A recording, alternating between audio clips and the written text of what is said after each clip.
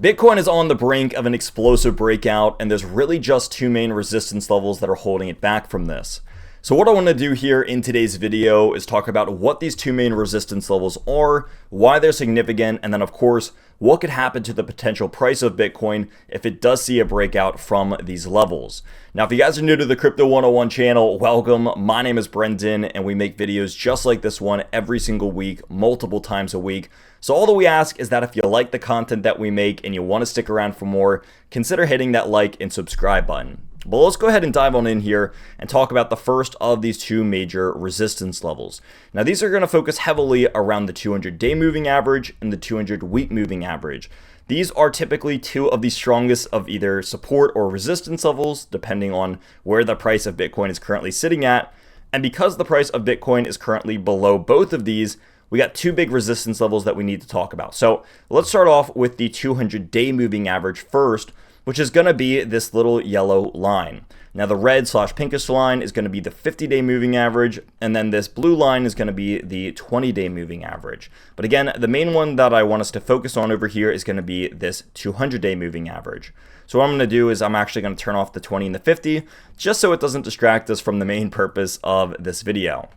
Now, it's no secret that Bitcoin's price has just been kind of consolidating sideways for a while now. We've been going from around $25,000 up to around 31, then back to 21, then back to 31, then back to 25, and so on and so forth. And you kind of get the picture here. Bitcoin's price is just moving sideways, bouncing between support and resistance. The main change that we have seen over the last maybe like 3 to 6 months is that Bitcoin's 200-day moving average went from a support here and here to now breaking through this support level and now testing it as a resistance, not once, but actually even twice or even potentially 3 times if you count this one as well.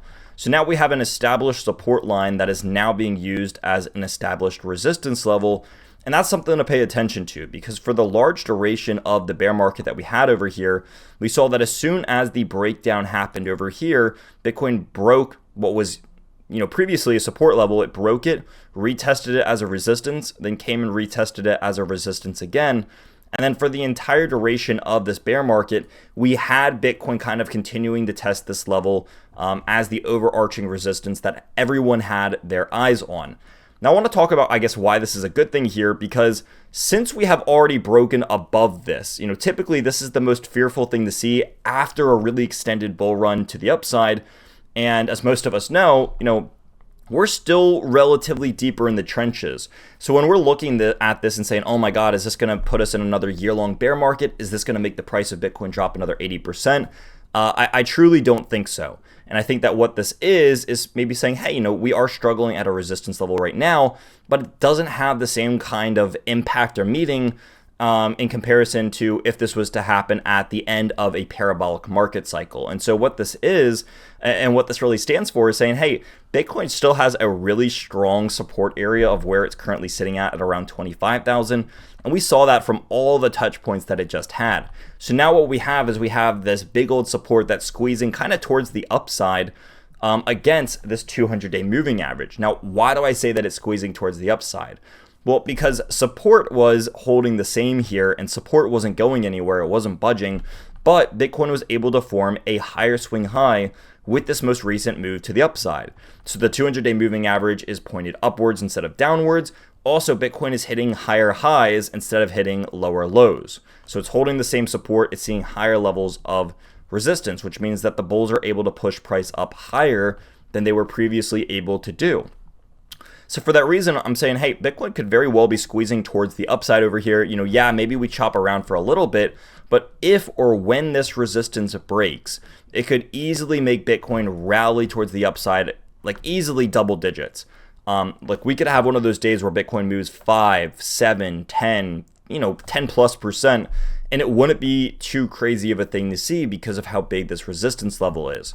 So it's a matter of kind of saying, hey, when this breaks, prepare for a big move to the upside of Bitcoin. And I guess the second resistance that we can kind of talk about here is that coincidentally, upon these rejections happening, we can also take a look at the 200-week moving average. And this is currently acting as kind of the same area of resistance as well. So not only do we have the 200-day moving average, we also have the 200-week moving average.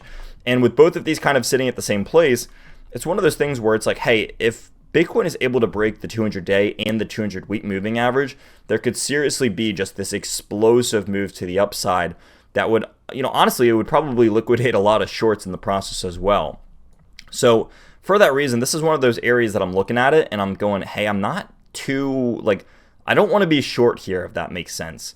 Maybe I don't want to be long at resistance, but as soon as this breakout takes place and I see confirmation of that, it's going to be something that I'm getting excited about really, really fast. So we have two different areas of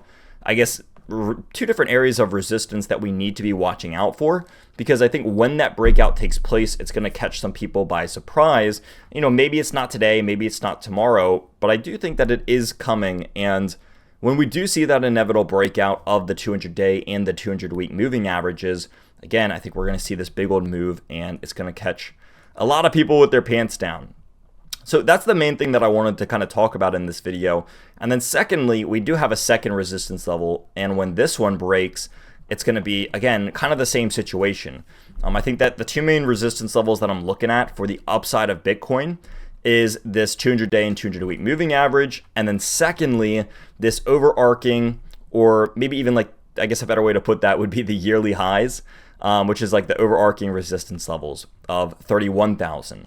And so when both of these break, Bitcoin kind of goes into a price discovery mode, where from here it would explode pretty much right up to the highs. And then if it's able to break the highs, then it's going to go, probably another 10, 20% to the upside.